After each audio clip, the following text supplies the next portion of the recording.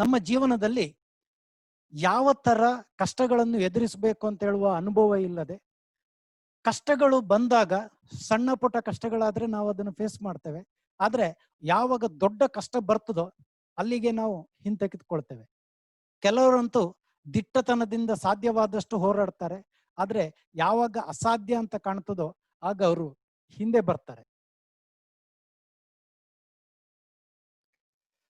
ಈ ಸೆಷನ್ ಅಲ್ಲಿ ನಾವು ಕಲಿಯುವಂಥದ್ದು, ಮನುಷ್ಯ ಹುಟ್ಟಿದ ನಂತರ ಸಾಯುವವರೆಗೆ ಯಾವ ತರ ಕಷ್ಟಗಳನ್ನು ಎದುರಿಸಬೇಕಾಗ್ತದೆ, ಆ ಕಷ್ಟಗಳಿಗೆ ಅವನು ಹಿಂದೆ ಸರಿದ್ರೆ ಅವನು ಯಾವ ತರ ಫೇಲ್ ಆಗ್ತಾನೆ, ಅಥವಾ ಮುಂದೆ ಹೋದ್ರೆ ಜೀವನದಲ್ಲಿ ಧೈರ್ಯ ತೆಗೆದುಕೊಂಡು ಮುನ್ನುಗ್ಗಿದ್ರೆ ಯಾವ ತರ ಸಕ್ಸಸ್ ಆಗ್ತಾನೆ ಅಂತ ಹೇಳುವುದರ ಬಗ್ಗೆ ಒಂದು ಚಿಕ್ಕ ಲೈಟ್ ಹಾಕುವಂತಹ ಕಾರ್ಯಕ್ರಮ, ಫೋಕಸ್ ಹಾಕುವಂತಹ ಕಾರ್ಯಕ್ರಮ never give up. So let me continue. ಇದರಲ್ಲಿ ಎಲ್ಲ participants, can you identify this lady? Doctor Saudamini Bhat replied, author of Harry Potter. Perfect, madam. The book, the last two letters I have retained because I wanted to give the clue. It is J.K. Rowling. J.K. Rowling, the author of Harry Potter. In her life, she failed multiple times. She was a divorcee and she could not succeed. She was a lone parent and as poor as it is possible. ಎಷ್ಟು ಸಾಧ್ಯ ಉಂಟು ಅಷ್ಟು ಕೆಳಮಟ್ಟದಲ್ಲಿ ಅವಳು ಜೀವನ ನಡೆಸ್ತಾ ಇದ್ಲು. ಯಾಕಂತ ಹೇಳಿದ್ರೆ ಅಷ್ಟು ಬಡತನ ಅವಳನ್ನು ಕಾಡ್ತಾ ಇತ್ತು. ಅವಳು ಹ್ಯಾರಿ ಪಾಟರ್ ಅಂತ ಹೇಳುವ ಒಂದು ಪುಸ್ತಕವನ್ನು ಬರೀತಾಳೆ. ಆ ಪುಸ್ತಕವನ್ನು ಹಿಡಿದುಕೊಂಡು ಅನೇಕ ಪಬ್ಲಿಷರ್ ಹತ್ರ ಹೋಗ್ತಾರೆ. ಯಾವುದೋ ಒಬ್ಬ ಪಬ್ಲಿಷರ್ ಅಂತೂ ಇದು ಕಸದ ಬುಟ್ಟಿಯಲ್ಲಿ ಇಡ್ಲಿಕ್ಕೂ ಅಸಾಧ್ಯವಾದಂತಹ ಕೆಟ್ಟ ಪುಸ್ತಕ ಅಂತೇಳಿ ಅವಳನ್ನು ವಾಪಸ್ ಕಳಿಸ್ತಾರೆ. ಇಂತಹ ಎಲ್ಲ ಅವಮಾನಗಳನ್ನು ಸಹಿಸಿಕೊಂಡು ಅವಳು ಒಬ್ಬ ಪಬ್ಲಿಷರ್ನ ಹತ್ರ ಅದನ್ನು ಪಬ್ಲಿಷ್ ಮಾಡಿಸ್ಕೊಳ್ತಾಳೆ. ಅವಳೇ J.K. Rowling. ಅದರ ನಂತರದ ಕತೆ ನಿಮ್ಗೆ ಗೊತ್ತೇ ಇದೆ. She succeeded. ಅವಳು ಮುಟ್ಟಿದ್ದೆಲ್ಲವೂ ಚಿನ್ನ ಆಗ್ತದೆ. ಮಿತ್ರರೇ, ಇದು J.K. Rowling ನ ಕತೆ. Let's move forward. ಈಗ ಇನ್ನೊಂದು ಚಿತ್ರ ಬರ್ತಾ ಇದೆ. ಈ ಚಿತ್ರ ಆದ್ರೂ ಎಲ್ರಿಗೂ ಗೊತ್ತಿರ್ಬೋದು. ದಯವಿಟ್ಟು ಚಾಟ್ ಬಾಕ್ಸ್ ಅಲ್ಲಿ ಇದು ಯಾರು ಅಂತ ಹೇಳುವ ಬಗ್ಗೆ ಬರೀರಿ. JD has written CEO of Apple. Perfect. JD, I don't know the full name, but Keshav Prasad Mulia has written it is Steve Jobs. Perfect. The new revolutionary Apple company. ಅವರು ಈ Steve jobs ಅಂತ ಹೇಳುವಂತವರು apple ಕಂಪನಿಯನ್ನು start ಮಾಡಿದ್ರು. ಇಬ್ರು ವ್ಯಕ್ತಿಗಳು ಒಟ್ಟಾಗಿ ಈ apple ಕಂಪನಿಯನ್ನು ಗ್ಯಾರೇಜ್ ಅಲ್ಲಿ ಕೂತ್ಕೊಂಡು ಸ್ಟಾರ್ಟ್ ಮಾಡಿದ್ರು. ಈ ಕಂಪನಿ ಎಷ್ಟು ಬೆಳೀತು ಅಂತ ಹೇಳಿದ್ರೆ ಕೆಲವೇ ವರ್ಷಗಳಲ್ಲಿ it became a $2 billion company. 4,000ಕ್ಕಿಂತಲೂ ಅಧಿಕ ಎಂಪ್ಲಾಯೀಸಿಗೆ ಕೆಲಸವನ್ನು ಕೊಟ್ಟು ಈ ಕಂಪನಿ ಅಷ್ಟು ಉತ್ತಮವಾಗಿ ಬೆಳೀತು. Unbelievably one fine day Steve Jobs was fired. ನೀವೇ ಏನ್ ಮಾಡ್ತಾ ಇದ್ದೆವು? ಆ ದಿನವೇ ಆ ಜೀವನದ ಆಸೆಯನ್ನು ಬಿಟ್ಟು ಬಿಡ್ತಿದ್ದೆವು. ಆದ್ರೆ ಸ್ಟೀವ್ ಜಾಬ್ಸ್ ಆ ದಿನ ಜೀವನದ ಆಸೆಯನ್ನು ಬಿಡ್ಲಿಲ್ಲ. ಅವ್ರು ಏನ್ ಮಾಡ್ತಾರೆ, ಹೊಸತೊಂದು ಕಂಪನಿಯನ್ನು ಸ್ಟಾರ್ಟ್ ಮಾಡ್ತಾರೆ. ಆ ಕಂಪನಿಯನ್ನು ಸ್ಟಾರ್ಟ್ ಮಾಡಿ ಆ ಕಂಪನಿ ಹೆಸರು ನೆಕ್ಸ್ಟ್ ಮತ್ತೆ ಪಿಕ್ಸರ್, 2 ಕಂಪನಿಗಳನ್ನು ಸ್ಟಾರ್ಟ್ ಮಾಡ್ತಾರೆ. ಅವರು ಪುನಃ ಅದನ್ನು ಎಷ್ಟು ಉತ್ತಮ ಸ್ಥಿತಿಗೆ ತಗೊಂಡು ಬರ್ತಾರೆ ಅಂತ ಹೇಳಿದ್ರೆ ಆ ಕಂಪನಿ ಪುನಃ ಅತಿ ಎತ್ತರದ ಮಟ್ಟಕ್ಕೆ ಏರ್ತದೆ. ಅದೇ ಸಮಯದಲ್ಲಿ ಆಪಲ್ ಡೌನ್ ಆಗ್ಲಿಕ್ಕೆ ಸ್ಟಾರ್ಟ್ ಆಗ್ತದೆ. ಎಷ್ಟು ಡೌನ್ ಆಗ್ತದೆ ಅಂತ ಹೇಳಿದ್ರೆ ಅದರ ಮಾರ್ಕೆಟ್ ವ್ಯಾಲ್ಯೂ ತುಂಬಾ ಕಡಿಮೆ ಆಗ್ತದೆ. ಫೈನಲಿ ಪುನಃ ಅವರನ್ನು CEO ಪೊಸಿಷನ್ ಅಲ್ಲಿ ತಂದು ಕೂತ್ಕೊಳ್ಳಿಸ್ತಾರೆ. ಇದು 2ನೇ ನೆವರ್ ಗಿವ್ ಅಪ್ ನ ಸ್ಟೋರಿ. ಮಿತ್ರರೇ, ಸ್ಟೀವ್ ಜಾಬ್ಸ್ ಒಂದು ಮಾತನ್ನು ಹೇಳ್ತಾರೆ, I didn't see it then. ನಾನು ಅದನ್ನು ಆಗ ಅರ್ಥ ಮಾಡ್ಕೊಳ್ಳಿಲ್ಲ. But it turned out that getting fired from Apple was the best thing that could have ever happen to me. ಅವ್ರು ಹೇಳ್ತಾರೆ, ನಾನು ಸೋತದ್ದಲ್ಲ, ನನಗೆ ಫೈರ್ ಮಾಡಿದ್ದು ನನ್ನ ಜೀವನದ ಅತಿ ಪ್ರಮುಖ ಘಟನೆ. ಯಾಕಂತ ಹೇಳಿದ್ರೆ ನಿಮ್ಗೆ ಗೊತ್ತಿರ್ಬೋದು, ನೀವು ಯಶಸ್ಸಿನ ಉತ್ತುಂಗಕ್ಕೆ ಏರ್ತಾ ಹೋದಾಗೆ ನೀವು ಸೆಟ್ ಬ್ಯಾಕ್ ನ ಬಗ್ಗೆ ಥಿಂಕ್ ಮಾಡೋದಿಲ್ಲ. ನೀವು ಪ್ರಾಬ್ಲಮ್ಗಳಿಗೆ ರೆಡಿ ಆಗಿರುವುದಿಲ್ಲ. ಸೊ ಯಾವಾಗ ನಿಮ್ಗೆ ಪ್ರಾಬ್ಲಮ್ ಸಡನ್ ಆಗಿ ನಿಮ್ಮ ಮೇಲೆ ಬೀಳ್ತದೋ ಆಗ ನಿಮ್ಗೆ ಅರಿವಾಗ್ತದೆ ಎಲ್ಲಿ ನೀವು ತಪ್ಪಿದ್ದೀರಿ ಅಂತೇಳಿ. ನೀವು ನಿಮ್ಮನ್ನು ಇಂಪ್ರೂವ್ ಮಾಡ್ಕೊಳ್ಳಿಕ್ಕೆ ಸಾಧ್ಯ ಆಗ್ತದೆ. ನೀವು ಪುನಃ ಎತ್ತರಕ್ಕೆ, ಬಹು ಎತ್ತರಕ್ಕೆ ತಲುಪಲಿಕ್ಕೆ ಸಾಧ್ಯ ಆಗ್ತದೆ. ಈಗ ಇನ್ನೊಬ್ಬ ವ್ಯಕ್ತಿಯನ್ನು ನಾನು ತೋರಿಸ್ತೇನೆ. ಇವರ ಬಗ್ಗೆ ಎಲ್ರಿಗೂ ಗೊತ್ತಿರಲೇಬೇಕು. ದಯವಿಟ್ಟು ಪುನಃ ಚಾಟ್ ಬಾಕ್ಸ್ ಅಲ್ಲಿ ಹಾಕಿ. ಎಫ್.ಎಂ. ಯಶವಂತ್ ಕುಮಾರ್ ಅವರು ಬರೀತಾ ಇದ್ದಾರೆ, bill Gates. What is a company?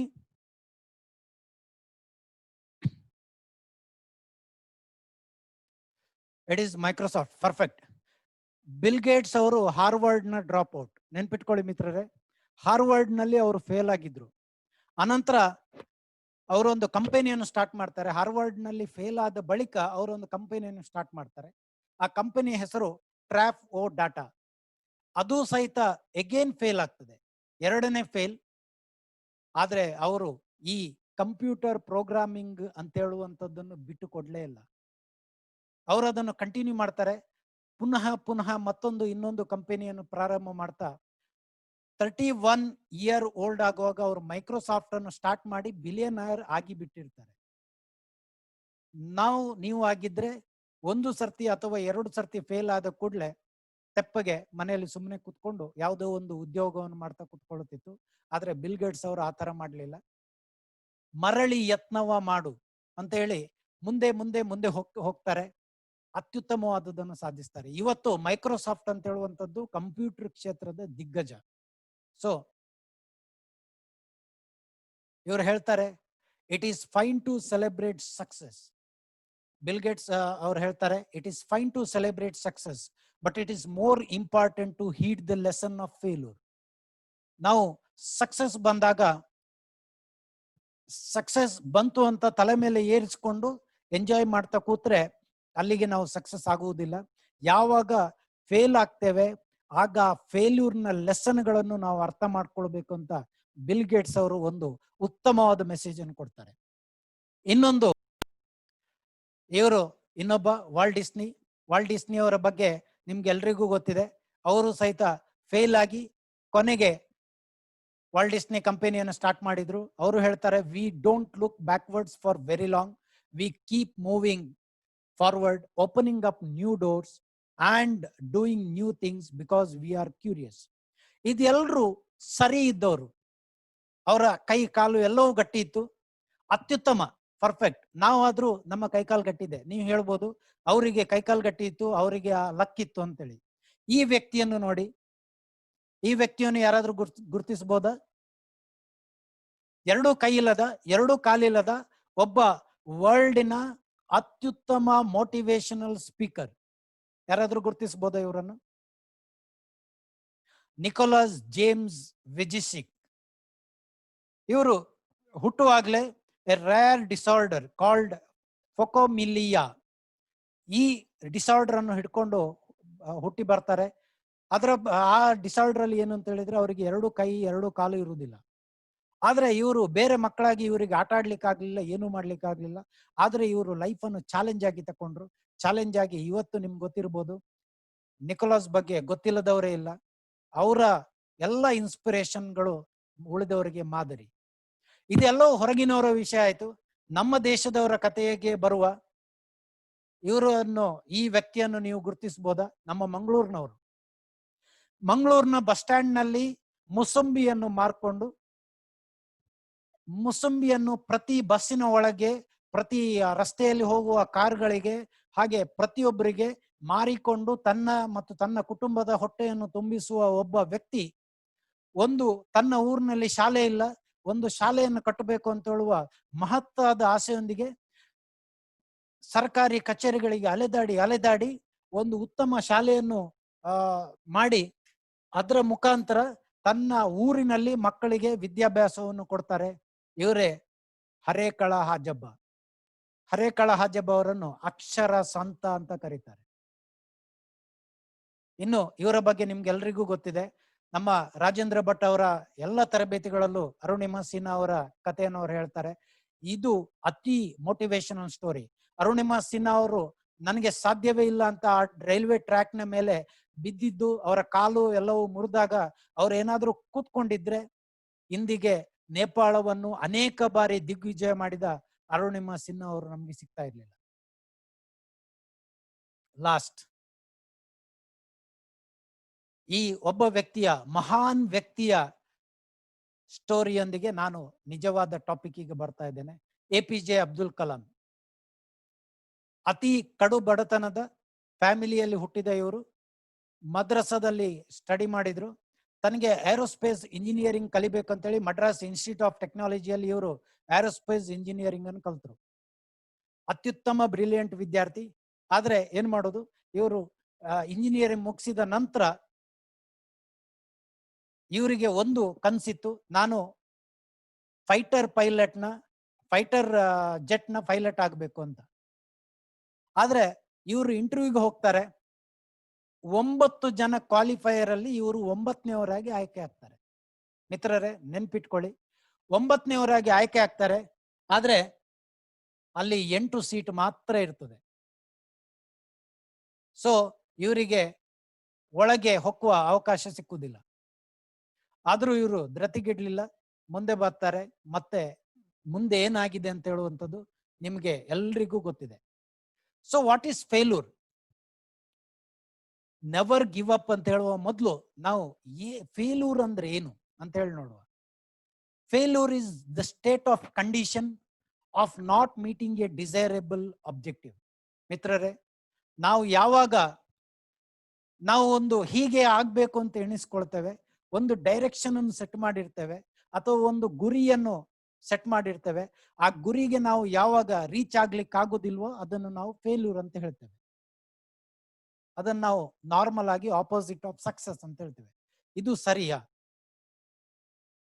ಯಾಕಂತ ಹೇಳಿದ್ರೆ ಫೇಲ್ಯೂರಿಗೆ ಯಾವುದೇ ಡೆಫಿನೇಷನ್ ಇಲ್ಲ. ಫೇಲ್ಯೂರಿಗೆ ಯಾವುದೇ ಡೆಫಿನೇಷನ್ ಇಲ್ಲ. ಸಕ್ಸಸ್ಗೆ ಮಾತ್ರ ಡೆಫಿನೇಷನ್ ಇದೆ. ಸಕ್ಸಸ್ ಅಂತ ಹೇಳಿದ್ರೆ you are reaching your final destination. So failure ಅನ್ನು ಅದರ ಆಪೋಸಿಟ್ ಅಂತ ಹೇಳ್ತಾರೆ, where you are failing to reach your destination ಅಷ್ಟೇ. So why fail? ನಮ್ಮ ಮುಖ್ಯ ಪ್ರಶ್ನೆ, ವೈ ವಿ ಫೇಲ್? ಒಂದು difference between work done and work required. ನಾವೇನ್ ಮಾಡ್ತೇವೆ, ನಮ್ಗೆ ಏನು ಆಗ್ಬೇಕು ಅಂತ ಡಿಸೈಡ್ ಮಾಡಿರ್ತೇವೋ ಅದರವರೆಗೆ ಗುರಿಯಲ್ಲಿ ಹೋಗ್ತಾ ಇರ್ತೇವೆ. ಹೋಗ್ತಾ ಇರುವಾಗ ದಾರಿಯಲ್ಲಿ ನಾವು ಎಡವಿ ಬೀಳ್ತೇವೆ. ಆ ಗುರಿಯನ್ನು ರೀಚ್ ಆಗ್ಲಿಕ್ಕೆ ಸಾಧ್ಯ ಆಗುದಿಲ್ಲ. ಇದರಿಂದಾಗಿ ನಾವು ಫೇಲ್ ಅಂತ ಕನ್ಸಿಡರ್ ಆಗ್ತೇವೆ. ಅಥವಾ ಇನ್ನೊಂದು ಏನು ಅಂತ ಹೇಳಿದ್ರೆ ಲ್ಯಾಕ್ ಆಫ್ ನಾಲೆಜ್. ಉದಾಹರಣೆಗೆ, ನನಗೆ ಉಡುಪಿಯಿಂದ ಮಂಗಳೂರಿಗೆ ಹೋಗ್ಬೇಕು. ನನಗೆ ಡ್ರೈವಿಂಗ್ ಗೊತ್ತಿದೆ, ಕಾರ್ ಬಿಡ್ಲಿಕ್ಕೆ ಪರ್ಫೆಕ್ಟ್ ಗೊತ್ತಿದೆ. ನಾನು ಕಾರನ್ನು ಚಲಾಯಿಸ್ಕೊಂಡು ಹೋಗ್ತಾ ಇರ್ತೇನೆ. ಅತ್ಯುತ್ತಮವಾಗಿ ಡ್ರೈವ್ ಮಾಡಿಕೊಂಡು 60 km/h ನಾನು ಡ್ರೈವ್ ಮಾಡಿಕೊಂಡು ಯಾವುದೇ ಆಕ್ಸಿಡೆಂಟ್ ಆಗದೆ ಹೋಗ್ತಾ ಇದ್ದೇನೆ. ಸೊ ನಾನು 1 ಗಂಟೆಯಲ್ಲಿ ಮಂಗಳೂರಿಗೆ ಮುಟ್ಟಬೇಕು. ಯಾಕಂದ್ರೆ ಉಡುಪಿಯಿಂದ ಮಂಗಳೂರಿಗೆ 60 ಕಿಲೋಮೀಟರ್ಸ್. ಬೇಡ, ಒಂದು ಕಾಲ್ ಗಂಟೆ ಆದ್ರೂ ನಾನು ಮುಟ್ಲಿಲ್ಲ, 1.5 ಆದ್ರೂ ನಾನು ಮುಟ್ಲಿಲ್ಲ, 2 ಗಂಟೆ ಆದ್ರೂ ಮುಟ್ಲಿಲ್ಲ. I failed. ಯಾಕಂದ್ರೆ ನನಗೆ ಮಂಗಳೂರಿಗೆ ಯಾವ ದಾರಿಯಲ್ಲಿ ಹೋಗ್ಬೇಕಂತೇಳಿ ಗೊತ್ತಿಲ್ಲ. ನಾನು ಮಂಗಳೂರಿಗೆ ಹೋಗ್ಬೇಕು ಅಂತೇಳಿ ಕುಂದಾಪುರ ಕಡೆಗೆ ಡ್ರೈವ್ ಮಾಡ್ತಾ ಇದ್ದೇನೆ. So it is lack of knowledge. ಮೂರನೇದು ಲ್ಯಾಕ್ ಆಫ್ ಡಿಟರ್ಮಿನೇಷನ್. ನನಗೆ ಏನೋ ಒಂದು ಗುರಿಯನ್ನು ಇಟ್ಕೊಳ್ತೇನೆ. ಉದಾಹರಣೆಗೆ, ನಾನೊಂದು ಕಂಪನಿಯ ಓನರ್ ಆಗ್ಬೇಕು ಅಥವಾ CEO ಆಗ್ಬೇಕಂತ ಹೇಳುವ ಒಂದು ಗುರಿಯನ್ನು ಇಟ್ಕೊಳ್ತೇನೆ. ಆ ಗುರಿಯ ಕಡೆಗೆ ದಾಪುಗಾಲಿಡ್ಲಿಕ್ಕೆ ನಾನು ಎಷ್ಟು ಪ್ರಯತ್ನ ಮಾಡಿದ್ರು ನನಗೆ ಸಾಧ್ಯ ಆಗುದಿಲ್ಲ. ಯಾಕಂತ ಹೇಳಿದ್ರೆ ನನಗೆ ಡಿಟರ್ಮಿನೇಷನ್ ಇಲ್ಲ. ಅದಕ್ಕೆ ಕೆಲವು ತ್ಯಾಗಗಳನ್ನು ಮಾಡಬೇಕಾಗ್ತದೆ, ಸ್ಯಾಕ್ರಿಫೈಸ್ಗಳನ್ನು ಮಾಡಬೇಕಾಗ್ತದೆ. ಅದನ್ನು ಮಾಡ್ಲಿಕ್ಕೆ ನಾನು ರೆಡಿ ಇಲ್ಲ. ಹಾಗಾಗಿ ಇದು ನನ್ನ ಫೇಲಿಗೆ ಕಾರಣ ಆಗ್ತದೆ. Lac of self discipline. ಇವತ್ತು ನಮ್ಮ ಮೀಟಿಂಗ್ ತಡ ಆಗಿ ಸ್ಟಾರ್ಟ್ ಆದಾಗ ನಮ್ಮ ಗುರುಗಳು ಅಮಿತ್ ಸರ್ ಅವರು ಹೇಳಿದ್ರು, ಕಳೆದ ಸರ್ತಿ ZTWS ಅಲ್ಲಿ ನಾವು ಒಂದು ಅತ್ಯುತ್ತಮ ಸೂಕ್ತಿ ಅಥವಾ ಅತ್ಯುತ್ತಮ ಡಿಸಿಪ್ಲಿನ್ ಅನ್ನು ಹೇಳಿಕೊಟ್ಟಿತ್ತು. 1 ಮಿನಿಟ್ ಲೇಟ್ ಆಗಿ ಬಂದ್ರೆ ಸಹಿತ ಅವರನ್ನು ಹೊರಗೆ ನಿಲ್ಲಿಸ್ತಾ ಇತ್ತು. ಬಟ್ ಯಾಕೆ ಅದೇ ಟ್ರೈನರ್ಸ್, ಅದೇ ZTWS ಅಲ್ಲಿ ಪಾಸ್ ಔಟ್ ಆದ ಟ್ರೈನರ್ಸ್ ಇವತ್ತು ಯಾಕೆ ಟೈಮಲ್ಲಿ ಬರಲಿಲ್ಲ ಅಂತ ಅವ್ರು ಕೇಳಿದ್ರು. ಈ ಲ್ಯಾಕ್ ಆಫ್ ಸೆಲ್ಫ್ ಡಿಸಿಪ್ಲಿನ್ ಒಂದು ಕಡೆಯಲ್ಲಿ ಅಥವಾ ಒಂದು ಗುರಿ ಮುಟ್ಟುವಲ್ಲಿವರೆಗೆ ಮಾತ್ರ ಇದ್ರೆ ಸಾಕಾಗೋದಿಲ್ಲ. ನಮ್ಮ ಜೀವನದಲ್ಲಿ ನಾವು ಶಾರ್ಟ್ ಟರ್ಮ್, ಮಿಡ್ ಟರ್ಮ್ ಮತ್ತೆ ಲಾಂಗ್ ಟರ್ಮ್ ಗೋಲ್ ಅನ್ನು ಹಾಕೊಳ್ತೇವೆ. ನಮ್ದು ZTWS ಅಂತ ಹೇಳುವಂಥದ್ದು ಶಾರ್ಟ್ ಟರ್ಮ್ ಗೋಲ್. ಅಲ್ಲಿ ನಾವು ಪಾಸ್ ಆಗಿದ್ದೇವೆ. ಈಗ ನಾವು ಟ್ರೈನರ್ ಆಗುವ ಹಂತದಲ್ಲಿ ಲ್ಯಾಡರ್ ಅಲ್ಲಿ ಮುಂದೆ ಮುಂದೆ ಹೋಗ್ತಾ ಇದ್ದೇವೆ. ಅಲ್ಲಿ ನಮ್ಗೆ ಅಮಿತ್ ಸರ್ ಕಲಿಸಿದ ಆ ಸೆಲ್ಫ್ ಡಿಸಿಪ್ಲಿನ್, ಟೈಮಿಗೆ ಬರುವಂತದ್ದು, ಟೈಮಲ್ಲಿ ಇರುವಂತದ್ದು, ಡಿಸಿಪ್ಲಿನ್ ಆಗಿ ಕೂತ್ಕೊಳ್ಳುವಂಥದ್ದು, ಎಲ್ಲವನ್ನು ನೋಟ್ ಮಾಡ್ಕೊಳ್ಳುವಂಥದ್ದು, ಅದನ್ನು ಫಾಲೋ ಮಾಡುವಂಥದ್ದು, ಇದನ್ನು ನಾವು ಪ್ರತಿ ಒಂದು ಕಡೆಯಲ್ಲೂ ಯೂಸ್ ಮಾಡಿದ್ರೆ ಮಾತ್ರ ಆಗ ನಾವು ಸಕ್ಸಸ್ ಆಗ್ತೇವೆ. ಇಲ್ಲದಿದ್ರೆ it is called lack of self discipline, then negative thinking, procrastination, whether I can do it. ನಾವು ಒಂದು ಹೆಜ್ಜೆ ಮುಂದಿಡುವಾಗ 2 ಹೆಜ್ಜೆ ಹಿಂದೆ ತೆಗಿತೇವೆ. ನನಗೆ ಸಾಧ್ಯ ಆಗ್ತದಾ, ನಾನು ಮಾಡ್ಬೋದಾ, ನಮ್ಗೆ ಡೌಟ್ ನಮ್ಮ ಮೇಲೆ. Is it possible? ಮಿತ್ರರೇ, ನೆನ್ಪಿಟ್ಕೊಳ್ಳಿ, ಇಂಪಾಸಿಬಲ್ ಅಂತ ಹೇಳೋದ್ರಲ್ಲೂ I am possible. If I try I can do it, I am possible. So ನಾವು ಸಾಧ್ಯವಾಗುವುದಿಲ್ಲ ಅಂತ ಹೇಳುವಂತದ್ದನ್ನು ಮುಂದಿಟ್ಕೊಂಡ್ರೆ ನಾವು ಹೊರಡ್ಲಿಕ್ಕೆ ಕೂಡುದು. ಅದರ ಬದಲು ಸಾಧ್ಯ ಆಗ್ತದೆ, ನನ್ನಿಂದ ಆದಷ್ಟು ನಾನು ಪ್ರಯತ್ನ ಮಾಡ್ತೇನೆ, ಮತ್ತೆ ದೇವರ ಇಚ್ಛೆ ಅಂತ ಹೇಳಿ ಎಫರ್ಟ್ ಅನ್ನು ಹಾಕಿದ್ರೆ ಐ ಕ್ಯಾನ್ ಡೂ ಇಟ್. ಇದು ಯಾಕೆ ಫೇಲ್ ಅಂತ ಹೇಳೋ ಬಗ್ಗೆ. ಒಂದು ವೇಳೆ ಫೇಲ್ ಆದ್ರೆ ಆಕಾಶ ಏನೂ ಬೀಳುವುದಿಲ್ಲ ಮಿತ್ರರೇ. If your plan A did not work, ನಮ್ಗೆ ZWS ಅಲ್ಲಿ ಅಮಿತ್ ಸರ್ ಹೇಳಿಕೊಟ್ಟಿದ್ದಾರೆ, if your plan A did not work, always don't worry, never worry, you always have plan B ready. There are 25 alphabets in the English. You can use multiple plans, but at least plan B should be ready. You should not depend always on plan A. So stay cool. You can't just, ಇದು ಒಂದು ಅತಿ ಉತ್ತಮವಾದ ಸೂಕ್ತಿ ಮಿತ್ರರೇ, ನೆನ್ಪಿಟ್ಕೊಳ್ಳಿ. ನೀವು ಯಾರಿಗೆ ಕೆಳಗೆ ಬೀಳ್ಲಿಕ್ಕೆ ಮನ್ಸಿಲ್ವೋ ಅವನನ್ನು ನೀವು ಯಾವತ್ತೂ ಸೋಲಿಸ್ಲಿಕ್ಕೆ ಸಾಧ್ಯ ಇಲ್ಲ. You can't just beat the person who won't give up. ಯಾರು ಬಿಟ್ಟು ಕೊಡ್ಲಿಕ್ಕೆ ರೆಡಿಯೇ ಇಲ್ವೋ ಅಂತವರನ್ನು ನೀವು ಯಾವತ್ತೂ ಸೋಲಿಸ್ಲಿಕ್ಕೆ ಸಾಧ್ಯ ಇಲ್ಲ. I won't give up even if the skies get rough. ಇದು ನಮ್ಮ ಜೀವನದ ಪಾಠ ಆಗಬೇಕು. ನಾವು ಜೀವನದಲ್ಲಿ ಏನಿಟ್ಕೊಳ್ಬೇಕು ಅಂತ ಹೇಳಿದ್ರೆ, ನಾನು ಏನಾದ್ರೂ ಸರಿ, ನಾನು ಅದನ್ನು ಸಾಧಿಸ್ತೇನೆ ಅಂತ ಹೇಳುವ ಛಲದಿಂದ ಹೊರಟ್ರೆ ಮಾತ್ರ we can reach to the skies. ಮಿತ್ರರೇ, if someone is not ready to give up, ನೀವು ಏನೇ ಮಾಡಿ, whatever you do, they will never give up. Remember, if they try to put all their efforts, you cannot defeat them. I'll show you one video of Kazakhstan. First, let me share the computer sound. Okay, ಮಿತ್ರರೇ, video ಕಾಣ್ತಾ ಅಂತ ಭಾವಿಸ್ತೇನೆ.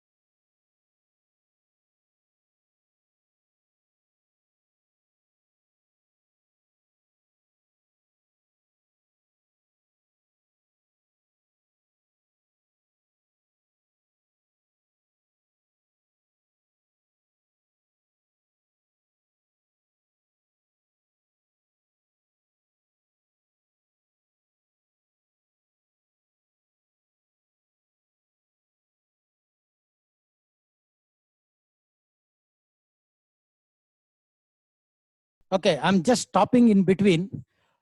Can you answer me whether this boy will succeed or fail? Hope you are watching this video. I stopped in between. Please answer me whether this boy will fail or succeed. because all his friends crossed the line already and he is the only one in the end, and he's struggling to pull the tug of war. So answer me in the chat box whether he will fail or succeed. F or yes. Quick. Okay, Kavya Hiremat responded yes, succeed. Any other? Hope everyone are active. Bhumika says he will try till the end even if he fail or succeed. Okay.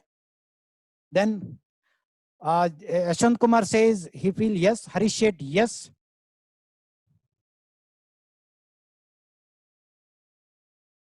Okay, let me continue. That is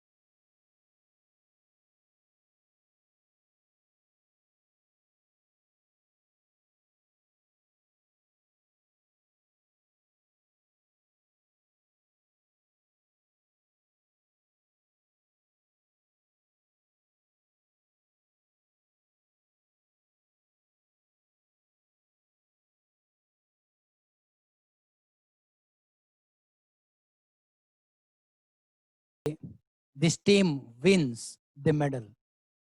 So friends, you have seen almost he was in the edge of the line, mark line, red line, but he never gave up. He struggled and struggled and struggled with all his efforts. The Jesse number 4, he struggled like anything, and finally he gave winning medal to his team. So never ever give up. The struggle you are in today is developing the strength you need for tomorrow. Friends, remember, whatever struggle you are facing today, it is the strength required for your tomorrow. I'm giving you one more story.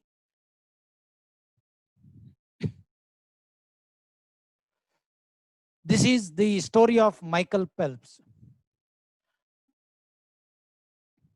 Michael Phelps was born in US, and he was born to a parents where they were every day fighting, and there was no peace of mind at all. So finally they separated when he was at the age of 4 years, and he was brought up by mother. ಈ ತಾಯಿಯ ಆರೈಕೆಯಲ್ಲಿ ಬೆಳೆದ ಅವನಿಗೆ ನೀರು ಅಥವಾ ಈಜು ಅಂತ ಹೇಳುವಂಥದ್ದೇ ಅತ್ಯುತ್ತಮ ಸಂಗಾತಿ ಆಗ್ತದೆ. ಯಾಕಂತ ಹೇಳಿದ್ರೆ ಅವನಿಗೆ ADD ಅಂತ ಹೇಳುವ ಒಂದು ಕಾಯಿಲೆ ಇರ್ತದೆ. ADD ಅಂತ ಹೇಳಿದ್ರೆ it is attention deficit disorder. ಯಾವುದಕ್ಕೂ ಫೋಕಸ್ ಮಾಡ್ಲಿಕ್ಕೆ ಆಗುದಿಲ್ಲ ಅವನಿಗೆ. ಯಾವುದೇ ಒಂದು ವಿಷಯದ ಬಗ್ಗೆ ಆ ವಿಷಯವನ್ನು ಫೋಕಸ್ ಮಾಡಿದ್ರೆ ಮುಂದಿನ ಕ್ಷಣದಲ್ಲಿ ಅವನು ಅದರಿಂದ ಡೈವರ್ಟ್ ಆಗ್ತಾನೆ. ಇಂತಹ ಅತಿ ಅದ್ಭುತವಾದ ಕಾಯಿಲೆ ಅವನಿಗಿತ್ತು. ಹಾಗಾಗಿ ಅವನಿಗೆ ಮನೆಯಿಂದ ಅಂಗಡಿಗೆ ಕಳಿಸಿದ್ರು, ಯಾಕೆ ನಾನು ಅಂಗಡಿಗೆ ಹೋಗಿದ್ದೇನೆ ಅಂತ ಹೇಳೋದೇ ಮರ್ತೋಗ್ತದೆ. ಇಂತಹ ಈ ಬಾಲಕನನ್ನು ತಾಯಿ ಏನ್ ಮಾಡ್ತಾರೆ, ನೀರಿನಲ್ಲಿ ಬಿಟ್ಟು, ಅವರಿಗೆ ಯಾರೋ ಹೇಳ್ತಾರೆ ನೀರಿನಲ್ಲಿ ಸ್ವಿಮ್ ಮಾಡಿದ್ರೆ ಆ ಕಾಯಿಲೆ ಗುಣ ಆಗ್ತದೆ ಅಂತ. ಸೊ ಇವನನ್ನು ನೀರಿನಲ್ಲಿ ಸ್ವಿಮ್ ಮಾಡಿಸ್ತಾರೆ. ಸೊ ಅವನು 15ನೇ ವರ್ಷದಲ್ಲಿರುವಾಗ ಎಲ್ಲಾ ಮಜಲುಗಳನ್ನು ದಾಟಿ ಒಲಿಂಪಿಕ್ಸ್ಗೆ ರೀಚ್ ಆಗ್ತಾನೆ. ಮಿತ್ರರೇ, ಅಂತಹ ಡಿಸಾರ್ಡರ್ ಇದ್ದ ಒಬ್ಬ ಹುಡುಗ, ತಾಯಿಯಿಂದ ಮಾತ್ರ ಸಿಂಗಲ್ ಪೇರೆಂಟ್ ಇಂದ ಸಲಹಲ್ಪಟ್ಟ ಒಬ್ಬ ಹುಡುಗ ದೊಡ್ಡದಾಗಿ ಎಲ್ಲರ ದಾಖಲೆಗಳನ್ನು ಮುರಿತ ಒಲಿಂಪಿಕ್ಸ್ಗೆ ಬರ್ತಾನೆ. ಆಗ US ನಲ್ಲಿ ಒಬ್ಬ ಮಾರ್ಕ್ ಸ್ಪಿಡ್ಸ್ ಅಂತ ಹೇಳುವವ 1972 ನಲ್ಲಿ 7 ಗೋಲ್ಡ್ ಮೆಡಲ್ಗಳನ್ನು ಪಡೆದು ರಾಷ್ಟ್ರೀಯ ದಾಖಲೆ ಮಾಡಿದ್ದ, ಒಲಿಂಪಿಕ್ಸ್ ದಾಖಲೆ ಮಾಡಿದ್ದ. ಒಂದೇ ಒಲಿಂಪಿಕ್ಸ್ ನಲ್ಲಿ 7 ಗೋಲ್ಡ್ ಮೆಡಲ್ಗಳನ್ನು ಪಡೆದು, 7 ಮೆಡಲ್ಗಳು, ನಾಟ್ ಗೋಲ್ಡ್ ಮೆಡಲ್, 7 ಮೆಡಲ್ಗಳನ್ನು ಪಡೆದು ಅವ ದಾಖಲೆ ಮಾಡಿದ್ದ. ಸೊ ಮೈಕಲ್ ಫೆಲ್ಪ್ಸ್ ಹೇಳ್ತಾನೆ, ನಾನು ಆ ದಾಖಲೆಯನ್ನು ಮುರಿತೇನೆ, ನಾನು ಒಂದೇ ಒಲಿಂಪಿಕ್ಸ್ ನಲ್ಲಿ 8 ಗೋಲ್ಡ್ ಮೆಡಲ್ಗಳನ್ನು ತಗೊಳ್ತೇನೆ ಅಂತ. ಮಿತ್ರರೇ, ನೆನ್ಪಿಟ್ಕೊಳ್ಳಿ, 2004ರ ಅಥೆನ್ಸ್ ಒಲಿಂಪಿಕ್ಸ್ ನಲ್ಲಿ ಮೈಕಲ್ ಫೆಲ್ಪ್ಸ್ ಪಾರ್ಟಿಸಿಪೇಟ್ ಮಾಡ್ಲಿಕ್ಕಾಗಿ ಪ್ರಯತ್ನಗಳನ್ನು ಮಾಡ್ತಾನೆ. ಮೈಕಲ್ ಫೆಲ್ಪ್ಸ್ ಸುಮ್ಮನೆ ಕೂತು ಒಂದು ಅನೌನ್ಸ್ ಮಾಡಿಕೊಂಡು ಮತ್ತೆ ಸುಮ್ಮನೆ ಕೂತಿಲ್ಲ. ಅವನು ಏನ್ ಮಾಡ್ತಾನೆ, ಮಾರ್ಕ್ ಸ್ಪಿಡ್ಸ್ ಯಾವ ತರ ತಯಾರು ಮಾಡಿದಾನೆ, ಮಾರ್ಕ್ ಸ್ಪಿಡ್ಸ್ ಅವರು 4 ವರ್ಷಗಳ ಕಾಲ ದಿನಕ್ಕೆ 8 ಗಂಟೆಗಳ ಕಾಲ ಪ್ರಯತ್ನ ಪಟ್ಟಿದ್ದಾರೆ, ಅದು ಎಫರ್ಟ್ ಹಾಕಿದ್ದಾರೆ ಅಥವಾ ಪ್ರಾಕ್ಟೀಸ್ ಮಾಡಿದ್ದಾರೆ ಅಂತೇಳಿ ಅವನು ತಿಳ್ಕೊಳ್ತಾನೆ. ಇವನು ಏನ್ ಮಾಡ್ತಾನೆ, 12 ಗಂಟೆಗಳ ಕಾಲ ಪ್ರತಿದಿನ 12 ಗಂಟೆಗಳ ಕಾಲ ಪ್ರಾಕ್ಟೀಸ್ ಮಾಡ್ಲಿಕ್ಕೆ ಶುರು ಮಾಡ್ತಾನೆ. ನೀರಿನಲ್ಲೇ ಇರ್ತಾನೆ, ನೀರೇ ಅವನ ಜೀವನ ಆಗಿಬಿಡ್ತದೆ. ಆದ್ರೆ 2004ರ ಒಲಿಂಪಿಕ್ಸ್ ಹತ್ರ ಬರುವಷ್ಟರಲ್ಲಿ 2003ರ ಆರಂಭ ಭಾಗದಲ್ಲಿ ಅವನೊಂದು ಆಕ್ಸಿಡೆಂಟ್ಗೆ ಒಳಗಾಗ್ತಾನೆ. ಆಕ್ಸಿಡೆಂಟ್ ನಲ್ಲಿ ಅವನ ರಿಸ್ಟ್ ತಪ್ಪುತ್ತದೆ, ಕೀಲು ತಪ್ಪುತ್ತದೆ. ಕೈಯ ಕೀಲು ತಪ್ಪಿದಾಗ ಅವನು ಡಾಕ್ಟರ್ ಹತ್ರ ಹೋದಾಗ ಡಾಕ್ಟರ್ ಹೇಳ್ತಾರೆ, ನೀನು ರೆಸ್ಟ್ ತಗೊಳ್ಬೇಕು, ನಿನಗೆ 2004ರ ಒಲಿಂಪಿಕ್ಸ್ಗೆ ಹೋಗ್ಲಿಕ್ಕೆ ಸಾಧ್ಯ ಇಲ್ಲ. ಅವನ ವಿರೋಧಿಗಳೆಲ್ಲ ನಗುತ್ತಾರೆ. ಅವ್ರು ಹೇಳ್ತಾರೆ, ಇವನು 2004ರ ಒಲಿಂಪಿಕ್ಸ್ ನಲ್ಲಿ 8 ಗೋಲ್ಡ್ ಮೆಡಲ್ ತಗೊಳ್ತೇನೆ ಅಂತ ಪ್ರಚಾರ ಮಾಡಿದಾನೆ, ಆದ್ರೆ ಈಗ ಕೈಯ ಗಂಟು ಮುರಿದಿದೆ. ಇವನು 2004ರಲ್ಲಿ 8 ಗೋಲ್ಡ್ ಮೆಡಲ್ ಬಿಡಿ 2004ರ ಒಲಿಂಪಿಕ್ಸ್ಗೆ ಹೋಗ್ಲಿಕ್ಕೆ ಸಾಧ್ಯ ಇಲ್ಲ ಅಂತ ಕುಹಕದ ಮಾತನ್ನಾಡ್ತಾರೆ. ನಮ್ಮ ಊರ್ ಬದಿಯಲ್ಲಿ ಒಂದು ಮಾತಿದೆ, ಬೇರೆಯವರು ನಿಮ್ಮ ಮೇಲೆ ಇಟ್ಟಿಗೆಯನ್ನು ಎಸೆದ್ರೆ, ಕಲ್ಲನ್ನು ಎಸೆದ್ರೆ ಆ ಕಲ್ಲನ್ನೇ ಮೆಟ್ಟಿಲಾಗಿ ಮಾಡಿಕೊಂಡು ಮೇಲಕ್ಕೇರಿ ಅಂತೇಳಿ. ಹಾಗೆ ಇವನೇನ್ ಮಾಡ್ತಾನೆ, ಅವರ ಆ ಕುಹಕದ ಮಾತುಗಳನ್ನೇ ಚಾಲೆಂಜ್ ಆಗಿ ತಕೊಳ್ತಾನೆ, ತಾನು ವಿನ್ ಆಗ್ಲೇಬೇಕು ಅಂತ. ಆದ್ರೆ ಡಾಕ್ಟರ್ ಹೇಳಿದ್ದಾರೆ, ನಿಮ್ಮ ಮಣಿಗಂಟು ಸರಿ ಆಗುವಲ್ಲಿವರೆಗೆ ನೀವು ನೀರಿನಲ್ಲಿ ಕೈ ಹೊಡೆಯುವಾಗಿಲ್ಲ. ಇವನು ಥಿಂಕ್ ಮಾಡ್ತಾನೆ, ನೀರಿಗೆ ಇಳಿತಾನೆ, ಕೈಯನ್ನು ತನ್ನ ಜೀವವನ್ನು ಆ ಸೇಫ್ಟಿ ಇದ್ರೊಳಗೆ ಟ್ಯೂಬ್ನ ಒಳಗೆ ತನ್ನ ಜೀವವನ್ನು ಇಟ್ಕೊಂಡು ಕಾಲ್ನಿಂದ ಪ್ರಾಕ್ಟೀಸ್ ಮಾಡ್ತಾನೆ. ಲೆಗ್ಸ್ ಅನ್ನು ಯೂಸ್ ಮಾಡ್ಕೊಂಡು ಯಾವ ತರ ಸ್ವಿಮ್ ಮಾಡ್ಬೋದು ಅದನ್ನು ಮಾತ್ರ, ಕೈಯನ್ನು ಮೂವ್ಮೆಂಟೇ ಮಾಡೋದಿಲ್ಲ. ಅವನು 1 ವರ್ಷಗಳ ಕಾಲ ತನ್ನ ಕೈ ರಿಸ್ಟ್ ಸರಿಯಾಗುವಲ್ಲಿವರೆಗೆ ಕಾಲ್ನಿಂದ ಎಷ್ಟು ಪ್ರಾಕ್ಟೀಸ್ ಮಾಡ್ತಾನಂತ ಹೇಳಿದ್ರೆ, ಅವನ ಕಾಲು ಇಡೀ ವಿಶ್ವದಲ್ಲಿ ಅತಿ ವೇಗದಿಂದ ಸ್ವಿಮ್ ಮಾಡುವ ಕಾಲಾಗಿ ಬಿಟ್ಟಿತು. 2004ರ ಹೊತ್ತಿಗೆ ಅವನು ಒಲಿಂಪಿಕ್ಸ್ಗೆ ಬರುವ ಮೊದಲು ಪುನಃ ಪ್ರಾಕ್ಟೀಸ್ ಮಾಡಿ ಒಲಿಂಪಿಕ್ಸ್ಗೆ ಬರ್ತಾನೆ. ಬಂದಾಗ ಸತತವಾಗಿ 7ಕ್ಕೆ 7 ಗೋಲ್ಡ್ ಮೆಡಲ್ಗಳನ್ನು ಪಡಿತಾನೆ. 8ನೇ ಗೋಲ್ಡ್ ಮೆಡಲ್ ಅವನು 400 ಮೀಟರ್ನ ಸ್ಟ್ರೋಕ್. ಇದರಲ್ಲಿ ಗಾಗಲ್ಸ್ ಹಾಕೊಂಡು ನೀರಿಗೆ ಇಳಿದಿದ್ದಾನೆ. ನೀರಿಗಿಳಿದು ಸ್ವಿಮ್ ಮಾಡ್ತಾ ಹೋಗ್ತಾ ಇರ್ತಾನೆ. 200 ಮೀಟರ್ ಆಗುವಾಗ ಅವನ ಗಾಗಲ್ಸ್ ನಲ್ಲಿ ಸಣ್ಣ ಒಂದು ಕ್ರ್ಯಾಕ್ ಬರ್ತದೆ. ಮಿತ್ರರೇ, ನಾನು ನೀವಾಗಿದ್ರೆ ಅಲ್ಲಿಗೆ ಹೊರಗೆ ಬರ್ತಾ ಇದ್ವಿ. ಆದ್ರೆ ಮೈಕಲ್ ಫೆಲ್ಪ್ಸ್ ಅಲ್ಲಿಗೆ ಬಿಡ್ಲಿಲ್ಲ. ಅವನು ಏನ್ ಮಾಡ್ತಾನೆ, ಅದನ್ನೇ ಚಾಲೆಂಜ್ ಆಗಿ ತಗೊಳ್ತಾನೆ. ನನಗೆ ಕಣ್ಣು ಕಾಣದಿದ್ರು ಆ ಶಬ್ದ ಕೇಳ್ತಾ ಇದೆ, ನಾನು ಕಣ್ಣು ಮುಚ್ಚಿದ್ರು ನೇರವಾಗಿ ಹೋಗಬಲ್ಲೆ, ಅಲ್ಲಿ ಗುರಿ ಮುಟ್ಟಿದಕೊಳ್ಳೆ ಕೈಗೆ ತಾಕ್ತದೆ. ಈ ನಿರ್ಧಾರದಿಂದ ಅವನು ಏನ್ ಮಾಡ್ತಾನೆ, ಉಳಿದ 200 ಮೀಟರ್ ಅನ್ನು ಕಣ್ಣು ಮುಚ್ಚಿಕೊಂಡು ಹೋಗ್ತಾನೆ. ಫೈನಲಿ ಅವನು 4 ರೌಂಡ್ಗಳನ್ನು ಕಂಪ್ಲೀಟ್ ಮಾಡಿದಾಗ ವರ್ಲ್ಡ್ ರೆಕಾರ್ಡ್ ಸಾಧಿಸಿರ್ತಾನೆ. ಅಲ್ಲಿಗೆ ಅವನು 8 ಗೋಲ್ಡ್ ಮೆಡಲ್ಗಳನ್ನು ಪಡೆದಿರ್ತಾನೆ. ಮಿತ್ರರೇ, 2004, 2008, 2012, 2016 ಹೀಗೆ 4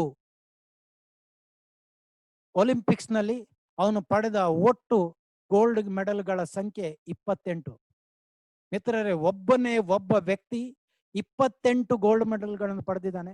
ನಾನು ನನ್ನ ದೇಶವನ್ನು ದೂರ್ತಾ ಇಲ್ಲ, ಭಾರತದ ಬಗ್ಗೆ ನನಗೆ ತುಂಬಾ ಹೆಮ್ಮೆ ಇದೆ. ಆದ್ರೆ ಭಾರತ ಇದುವರೆಗಿನ ಎಲ್ಲ ಒಲಿಂಪಿಕ್ಸ್ ನಲ್ಲಿ ಪಡೆದ ಒಟ್ಟು ಮೆಡಲ್ಗಳ ಸಂಖ್ಯೆ, ಅಲ್ಲಿವರೆಗೆ ಒಟ್ಟು ಪಡೆದ ಮೆಡಲ್ಗಳ ಸಂಖ್ಯೆ 28. ಕಂಪೇರ್ ಮಾಡಿ, ಒಬ್ಬ ವ್ಯಕ್ತಿ ಮತ್ತು ಒಂದು ದೇಶ. ಇದು ನಾವು ಸಾಧಿಸಲೇಬೇಕು ಅಂತ ಹೇಳಿದ್ರೆ ಸಾಧಿಸಬಹುದು. ಆದ್ರೆ ಮೈಕಲ್ ಫೆಲ್ಪ್ಸ್ನ ಅದರ ನಂತರದ ಕತೆಗೆ ನಾನು ಹೋಗೋದಿಲ್ಲ, ಯಾಕಂದ್ರೆ ಅವನ ನಂತರ ಅನೇಕ ಕೆಟ್ಟ ಚಟಗಳಿಗೆ ದಾಸನಾಗಿ ಎಲ್ಲವನ್ನೂ ಕಳ್ಕೊಳ್ತಾನೆ. ಆದ್ರೆ ಅಲ್ಲಿಯವರೆಗೆ ಅವನಲ್ಲಿ ಡಿಟರ್ಮಿನೇಷನ್ ಇತ್ತು, ಗೋಲ್ ಇತ್ತು, ಗುರಿ ಇತ್ತು, ಆ ನೆವರ್ ಗಿವ್ ಅಪ್ ಅಟಿಟ್ಯೂಡ್ ಇತ್ತು. ಮಿತ್ರರೇ, ಫೈನಲಿ ನಾನು ಒಂದು ವಿಡಿಯೋದ ಮೂಲಕ, ಇದು ನನಗೆ ZTWS 2019 ನಲ್ಲಿ ಅಮಿತ್ ಸರ್ ಅವರು ತೋರಿಸಿದ ವಿಡಿಯೋ. ಈ ವಿಡಿಯೋ ನನಗೆ ಎಷ್ಟು ಲೈಫ್ ಇನ್ಸ್ಪೈರ್ ಮಾಡಿದೆ ಅಂದ್ರೆ ಅದನ್ನು ನಾನು ಹುಡುಕ್ತಾ ಇದ್ದೆ. ಇವತ್ತು finally I could get that video. ಅದನ್ನು ನಿಮ್ಗೆ ತೋರಿಸ್ತೇನೆ. ಇದು ನಮ್ಮ ಜೀವನದಲ್ಲಿ ನಾವು ಯಾವತ್ತು ನೆವರ್ ಗಿವ್ ಅಪ್ ಆಟಿಟ್ಯೂಡ್ ಅನ್ನು ಇಟ್ಕೊಳ್ಬೇಕು ಅಂತ ಹೇಳೋದಕ್ಕೆ ಸ್ಫೂರ್ತಿ. Hey, dummy! Are you retarded or just plain stupid? Look, I'm Forrest Gump. Just run away, Forrest. Run, Forrest! Run away! Hurry! Get the bikes! Hurry up! Let's get it! Come on! Look out, dummy! Here we come! Get you! Run, Forrest! Run! Run, Forrest! Come back here, you!